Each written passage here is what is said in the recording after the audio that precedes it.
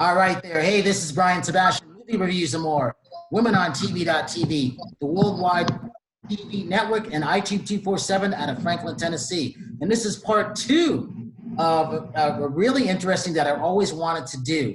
And so out of British Columbia, one and only Logger's daughter, Sherry Nelson. And out of New York, the one and only, I got to say this, author of 6 books. I read 2 of them, believe it or not, Howard. You didn't know I read the second one, which was good. And that was Lucifer's Profiles. So, the best music publicist, I believe, in my opinion, in the world till this day, the one and only Howard Bloom.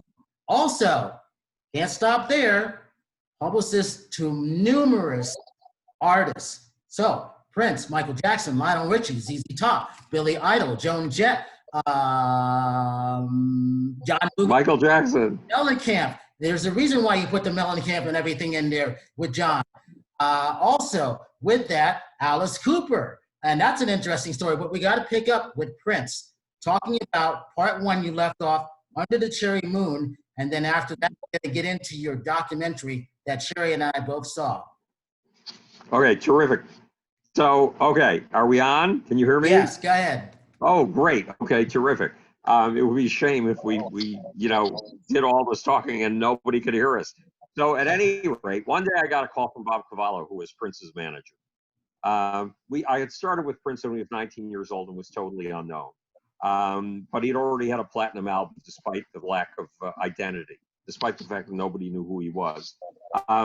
And now I got a call from Bob Cavallo saying, you've got to be out here tonight. First, wait, Brian, I'm forgetting to tell you. Bear with me. Okay, first I got a call from Bob Cavallo saying, you got to be out here tomorrow afternoon. We're showing the film for Warner Brothers at a theater where 600 kids sit there with a little knob on their seat so they can twist it right to say, or left to say they like it, and to the right to say they don't like it. So I went out to the theater. I sat there with this audience of 600 kids. It was a really good film, Under the Cherry Moon. It wasn't the brilliant, blazing classic, this absolute literary statement for all time that Purple Rain had been, but it was a good film. It made you feel good at the end. So I came out. We went into the sunshine. You know what it's like coming from a darkened theater into the sunshine. It's a shock. And I walked over to Bob Cavallo. There was a big crowd. And I said, Bob, you've got a movie. 2 weeks later, I got a call of distress from Bob Cavallo. You've got to be out here this afternoon. Prince has made changes in his movie. So I flew out to the West Coast. I interviewed Kristen Scott Thomas, one of the most amazing actresses of our time, who was unknown when Prince discovered her, and has since gone on to an Academy Award nomination for The English Patient. I think she had an Academy Award nomination as the mom in The Horse Whisperer. She's just brilliant. She's amazing. And then The Finest Hour, the Winston Churchill film, where she played Winston Churchill's wife about 2 years ago. So she's phenomenal. And Prince, I put Prince through a discipline that I didn't get a chance to tell you about. And Prince then made sure I put Vanity through that discipline, Morris Day of the Time through that discipline, Kristen Scott Thomas through that discipline. He wanted everybody to go through that discipline. But then, look, Bob wasn't supposed to have a copy of the film. I wasn't supposed to know he had a copy of the film. I wasn't supposed to see the film. And if Prince knew that I had seen the film, he would have fired Bob Cavallo. And Bob had we had worked our tail off for 5 or 6 years to build Prince to this point. So they waited until the building was empty. They let me sit on the floor of a storage closet with a 7-inch screen and a VCR player to watch the film. So there I was sitting on the utility closet floor watching the film. It wasn't the film I had seen. Prince had only changed one tiny thing. He changed the ending. In Under the Cherry Moon, Prince is a scamp. And he and his friend, I think it's Morris Day, it's one of the members at the time, are scamps on the French coast of the French Riviera coast where rich people hang out. And they've run out of money. And so they try to figure out a rich girl they can scam. And the rich girl they find is Kristen Scott Thomas, who, by the way, since Prince is about 5'2" and she's about 5'9", they don't show the height disparity, thank goodness. So at any rate, Prince woos her, and in the first version of the film I'd seen, in the end he gets her, and he regrets being a scamp, and somebody is doing something forbidden. Come on, bear with me. And wait, he and I had a 10 o'clock meeting. Okay, well, we're just going to have to run through that meeting. That was Australia calling for a meeting I was supposed to have 4 minutes ago, and I'll have to apologize to him. So at any rate, so that was the initial version of the movie. Prince turns around. He regrets his life as a scamp. He turns honest, which of course you can do when you've got money, or at least and it's a happy ending. In the new version of the film, Prince is killed. He gets on a speedboat. He goes out into the water of one of those fabulous lakes on the south of France, and wham, the boat blows up, and that's the end of it. Now, what is Prince doing? It's clear what Prince is doing. Remember that line from John Mellencamp. First you rebel against your father, then become your father. Prince's rebellion against his father was the scamp, was the kid who set up an alternative society, a hippie society, in the basement of his best friend, Andre Simone, where sex was the key to everything. And now, instead of rebelling against his father, Prince was becoming his father. And that voice of God that came from the ceiling of the Nassau Coliseum, when Prince was in mid-performance and then suddenly went dead on the stage and stayed dead for what felt like 7 minutes until the voice of God came out of the ceiling, that voice of God was Prince's father's voice in him. And since Prince was now becoming godly, his father's voice was taking over, he had to renounce the pleasures of his scamp past, of his rebellious past. And the only ethical thing to do was not to allow the scamp to live at the end of the movie, but to show your disapproval for the scamp, to show that you obey God's rules by killing the scamp off in the end. And with that killing, the film failed utterly. Here you are identified with Prince for 70 minutes and whammo, he was gone, period. It didn't make emotional sense. So I gave Bob Cavallo the word, but then a short time after that, now that Prince had a new voice in his head, the voice of his dad, the voice of God, he fired all of us. Prince kept us for 7 years. That is highly unusual for a rock star to keep the same team and especially the same publicist for that length of time. But why is that? So we lost him. He became why? Because rock stars are they like to try somebody new. They always think that somebody new can do a better job for them than the person they've been working with. So Mellencamp, it was my impression that periodically some hot new star would arise like Prince, and John would feel, why is he with Howard Bloom? Shouldn't he be with the publicist making this incredible phenomena of Prince? And he'd research it, and guess who he'd discover was behind it? Me. So no matter what artist Prince or John Mellencamp was impressed by and wanted to move to the publicist of, when he did some research, he discovered the publicist was me. So he stuck with me for 6 years. That was really unusual. A perfect example of this is Chris Blackwell. Chris Blackwell founded Island Records and Island Pictures. Chris Blackwell is the guy who basically discovered Bob Marley and launched Bob Marley and reggae music. And Chris Blackwell is brilliant at ferreting out new movements. He's just astonishing at it. But in the same way that he's constantly looking for what's new, he's constantly looking for what's new in personnel. So he'll hire you or Sherry as his head of the record company, and you'll be president of a record company for 18 months. And then Chris Blackwell will grow restless, and he'll want the new flavor of the month. And you're out, and somebody new is in. So Chris Blackwell was trying to make up his mind about what publicist to use. And he sent his record company president to find out who was doing the Ray Caviano campaign. That's a campaign where we established a whole new form of music, and we established it as the voice of a new subculture, and that form of music was called disco, and the subculture represented was the gay community coming out of the closet. So we were getting tremendous press. And Chris Blackwell told his record company president at the moment, go find the guy who's doing that press. And they found me. But then there was another campaign. Universal Studios had just given $25 million, which was money back then. Now it's pocket change in the entertainment business. But to a guy in New York to found a new record company in New York. And record companies in New York were unheard of. They hadn't existed for 30 or 40 years. So I got that story all over everything, including Fortune magazine. And so Chris Blackwell called his record company president and said, no, forget about the guy who's doing the disco campaign. Go after the guy who's doing the Infinity Records campaign. And his record company president did the research, and guess who we found? It was the same guy. It was me. So these people are fickle. The people in the entertainment industry, and they always want the flavor of the month, and they always feel that the grass is greener on the other side of the fence. So in order to survive, you have to be the grass that's greener, so that when they envy the pasture of some other sheep, it's you they want. So they want you over and over and over again.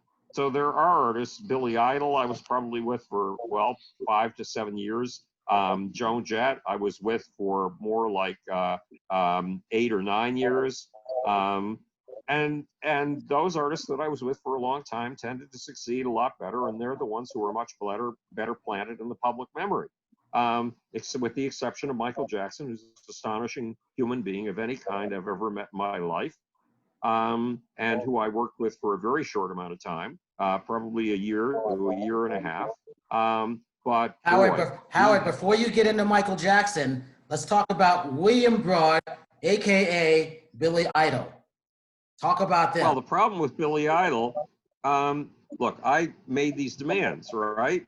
And I was still formulating those demands when I started to work with Billy Idol. I had been watching, I always watch everybody on the charts. And I learned from all of their good points, from all of their accomplishments, and I learned from all of their mistakes. And there were two artists I saw on the charts who were about to become two-hit wonders.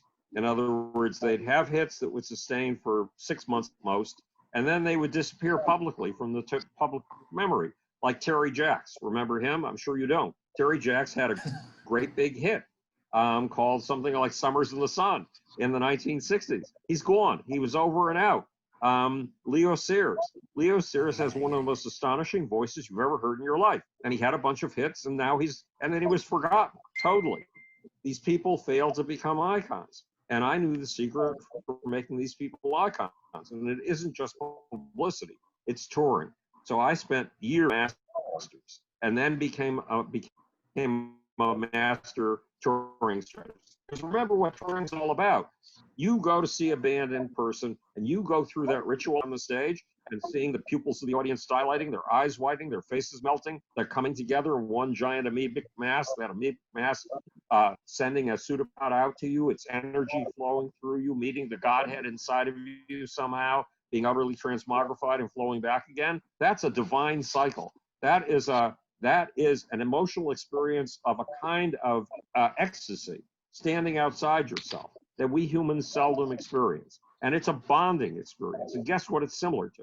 It's similar to the sexual experience, which also is a tunnel, a corridor to divinity, to the feeling of divinity, to the awesomeness of, I don't know what to call it, the God's inside.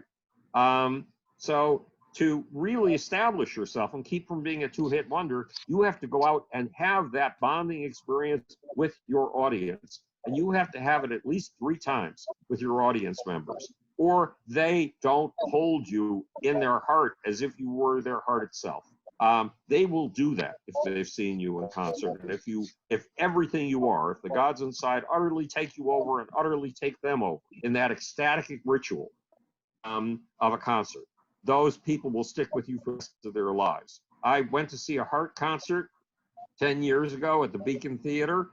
Heart were 2 gorgeous young women way back when they first hit in the 1980s. And now they were plump, middle-aged women. But guess what the audience was? The audience was all dentists and psychiatrists and school principals and stuff, all these old people. coming to see this act. What does that tell you? These people held heart within them for the rest of their lives. And that, if you had it in you, if you really were, if the gods inside utterly puppeteered you and took you over, you deserve to be one of those icons.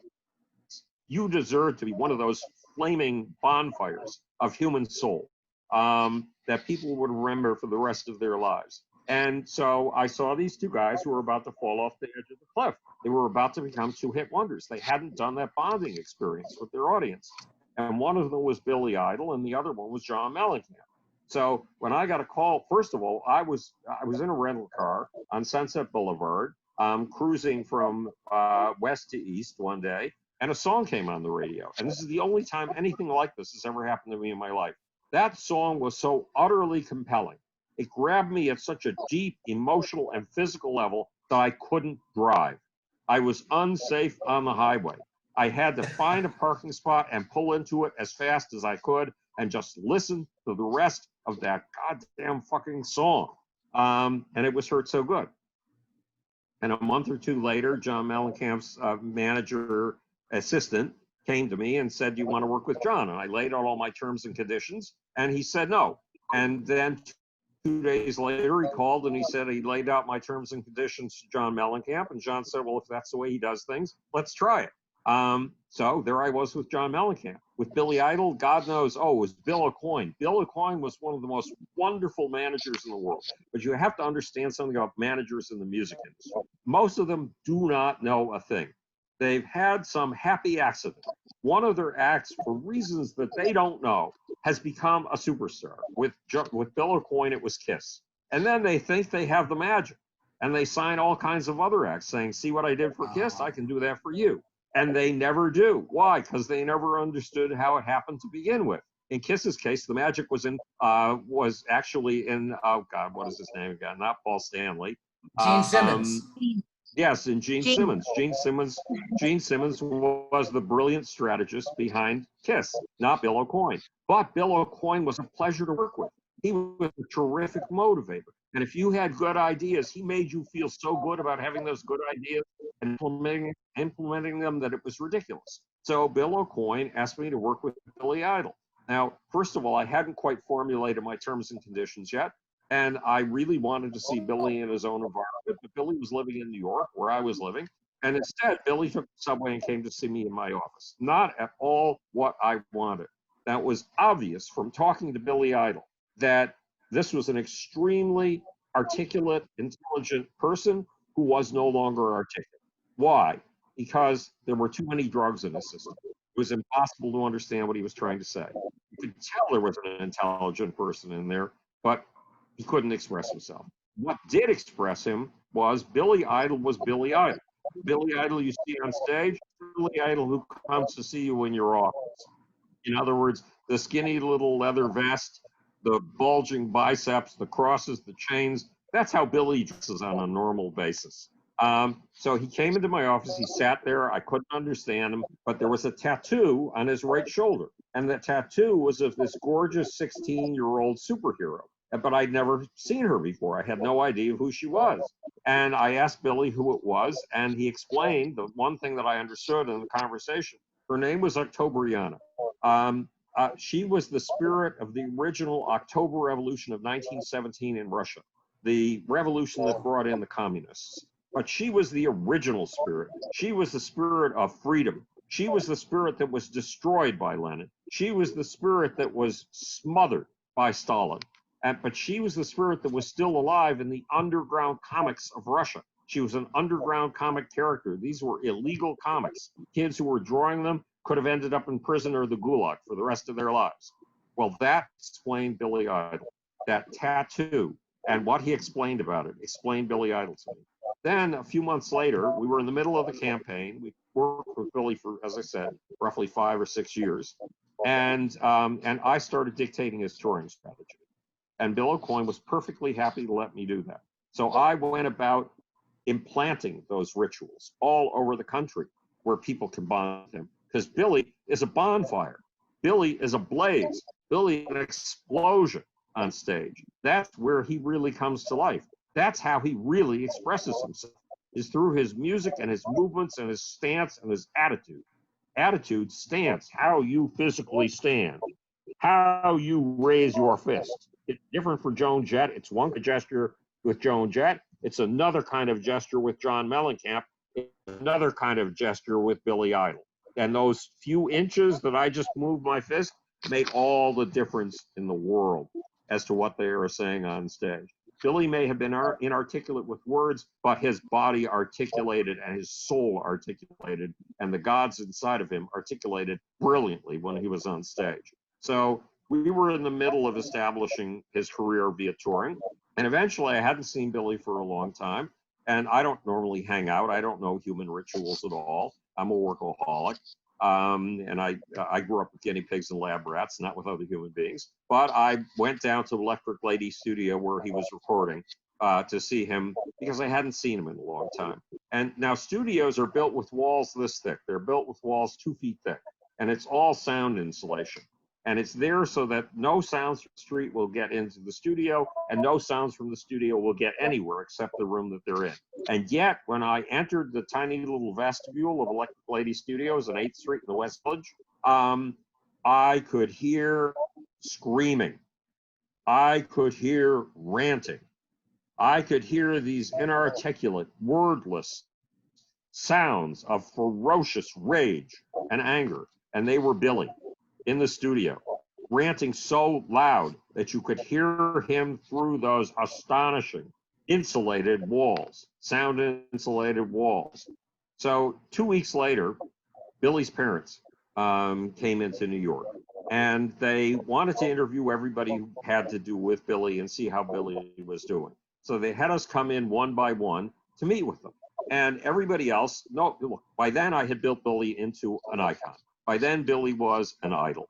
By then, Billy was no longer a pathetic wonder. And that meant he meant money and power to the people around him. So they didn't want to lose Billy.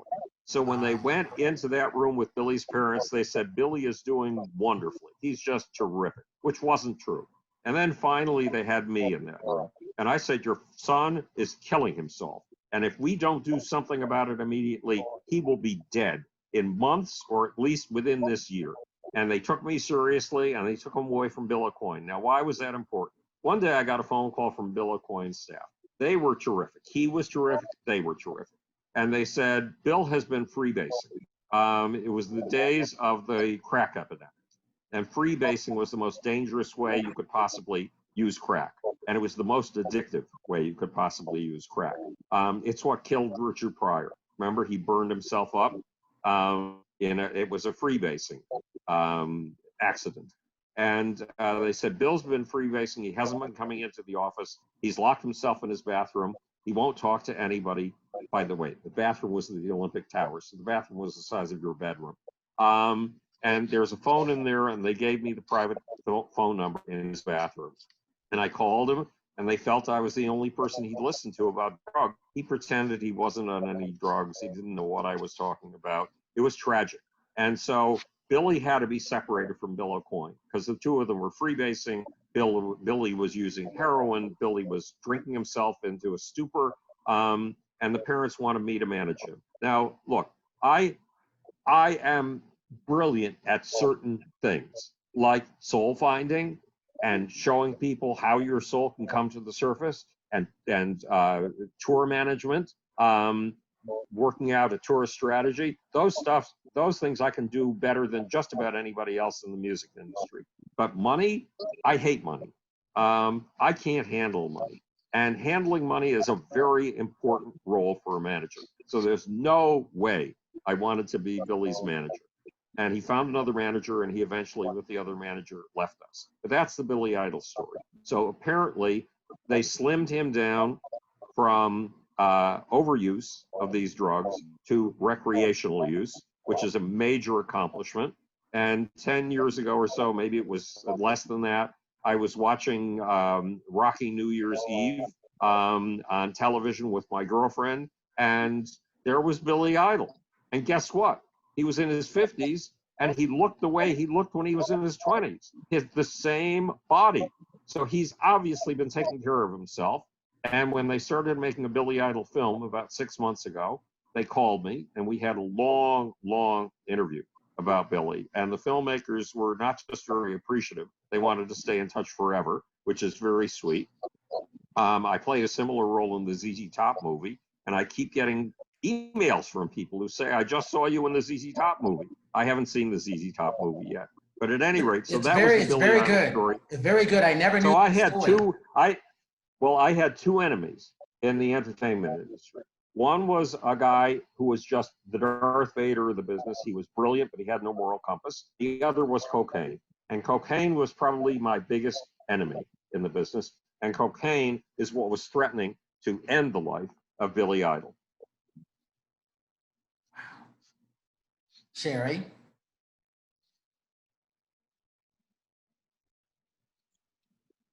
Do we still have Sherry on the phone? No, I'm still listening to Mr. Bloom. No, that was fascinating. So, Mr. Bloom. At any rate, yeah. I'm sorry, Mr. Go ahead. Bloom. Is there any you were always involved Sherry, in I'm Howard. I'm Howard. Did you ever have any interest in going into the movie side of the entertainment world, or were you just more interested in the music end of it? Well, I went into the film side, and here's the story.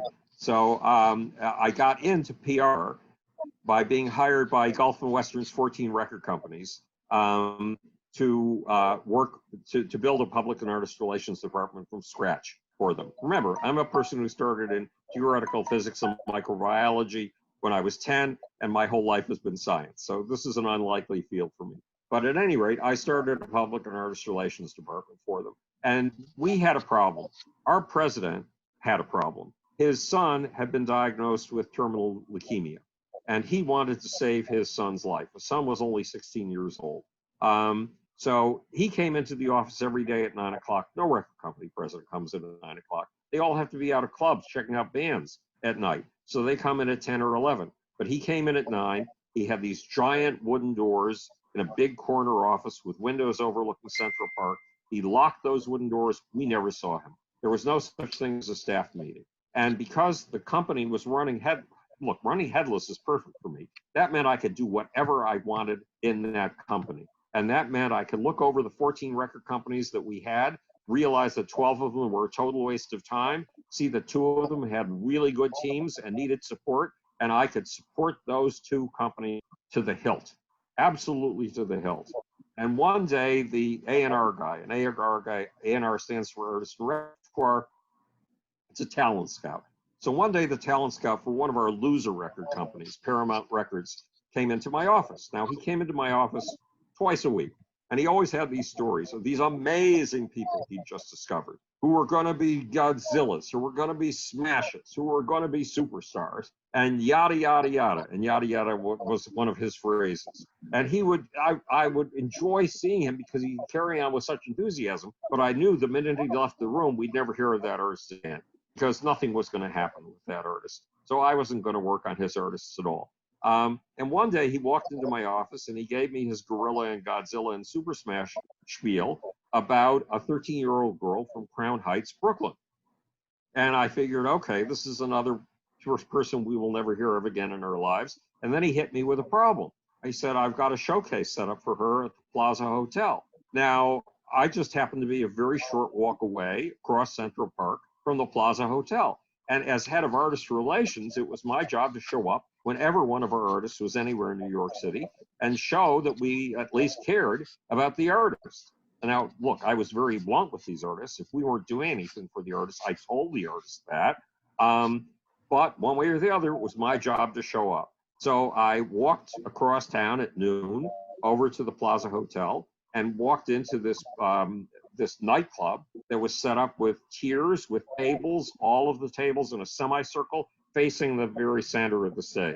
And the lights went up, and this midget, this 4'8" squashed-looking African-American girl walked out on the stage, and the minute she walked out there, it was as if she had grabbed you by the esophagus and put her nose up to yours and locked your eyes on hers and told you to sit, stand, pant, shake hands, and obey exactly when she told you to. And she held you in that grip for the next 45 minutes. It was one of the most astonishing performances I have ever seen in my life. Now, meanwhile, Paramount, or Gulf and Western, had another entertainment company called Paramount Pictures. And Paramount Pictures was rolling out blockbuster after blockbuster after blockbuster and doing extremely well. And they had a 5'4" head named Frank Yablans. And he had the reputation of being Ivan the Terrible and Napoleon all wrapped up in one. Not a man you would ever want to have to meet eye to eye. And Frank Yablans pulled off a sneaky move. He went to the guys who ran Gulf and Western and said, look, you've got this pissant little record company. It's not doing anything. It's losing you money. Why don't you put it under my control, and I will make sure that it makes money the way Paramount Pictures makes money. So now, all of a sudden, our president, Tony Martell, answered to Frank Yablans, the president of Paramount Pictures. Now, we had this room, this dark room, that was a Xerox room. In other words, whenever your secretary needed to get paper to refill the Xerox machine, that's where she went. The lights were never on, but there were lots of Xerox paper boxes in there. And one morning we walked in and the room was ablaze with light. And it turned out it wasn't a Xerox paper room after all. It was a conference room. And the Xerox papers had been kept on the conference table. Now it was totally clean. Now there was a conference table you could actually see. Now there were yellow pads at every single seat. Now there were sharpened pencils next to every single yellow pad. And we were told we were having a staff meeting at 10 o'clock in the morning. We had never had a staff meeting before while I'd been at that company. So we all filed into the room, and Tony Martell, our president, was at the head of the table, and he started talking about how we needed to save money on yellow pads and sharpened pencils, the precise things that were sitting in front of us at that moment, because we were losing money. And all of a sudden, behind us at the door, we felt a presence appear. And it was like God rolling in on clouds, announcing himself with 10,000 thunderbolts, 10,000 lasers, and a brass band. And we sensed this 5'4" man walking down the length of the table. And as he walked down the length of the table, Tony Martell, our noble president, who was about 6'1", began to shrink in his seat, slumped further and further and further until he slid off the seat like a jellyfish, and Frank Yablans, the president of Paramount Pictures, took over. And we all had an 8.5 by 11 sheet in front of us with a bunch of records listed on it, but none of us had ever heard of those records. And so Yablans looked at the sheet of paper, said about record number 1 to the department head on his immediate left, "You, what are you doing about this record?" Now, I had heard about bullshitting in oral exams at university, but I had never seen it done before. Now, all of a sudden, I saw department head number 1 make up this extraordinary, detailed, credible story about all he was doing for this record he had never heard of. Then Yablans got to person number 2 and said, "You, what are you doing about this record?" And I saw bullshitting all over again, an amazing, creative, detailed, persuasive story. Then Yablans got to me, and I stood up and I said, "Mr. Yablans, I'm not doing anything about this record. I'm not doing anything about any of the records on this list. They don't stand a chance in hell. We don't even have the phone numbers of the record company presidents these allegedly come from. But yesterday I saw an artist and I described the experience of seeing Stephanie Mills, the 5 foot, whatever she was, 4'8" woman from Crown Heights. And when I finished my description, and I said, that's where 40% of my energy is going. And at that point, Yablans got up and walked out of the room in absolute silence. Now, you know, there's a scrum to get at the door when a conference is over, and you don't ever notice it. Well, during that scrum where we were all trying to squeeze through the door, the vice president over my head grabbed me by the right arm so hard that I had the marks of his fingers on my arm for the rest of the week, and said, "You fucking none. If you ever do that again, you're fired." When I got to my office, my secretary was standing there waiting for me, and she said, "You have a call from Mr. Yablans. He's gathering all of his department heads tomorrow at noon. He wants to see you and Stephanie Mills." So this is how we launched Stephanie Mills' career, and then The Wiz came along, and Stephanie played Dorothy. This was the first all black produced, all black directed, all black written, all black performed musical ever in the history of Broadway. And Stephanie, who's extraordinary, Stephanie Mills, was two cast. songs. Put your body into it, and what you're gonna do at my loving. The disc jockeys loved her. Right. Just flew off the things. So there we have it. That's Stephanie Mills. And then Yablon said to his department heads, look, if you're planning a blockbuster, if you're ever having a strategy meeting, call Bloom. You don't even have to worry about what he will do. Let him do anything he wants to do. Whatever he does, it'll produce results. So all of a sudden I was in the film industry. And I worked on The Great Gatsby, the film with Robert Redford and Bruce Dern, and Karen Black. And that was really the big one because, then there was another one. Frank Yablons had a little brother named Irwin. And Irwin Yablons wanted to be a filmmaker. And he made a film called The Life and Times of Sonny Carson, which was about this actually reprehensible black activist named Sonny Carson.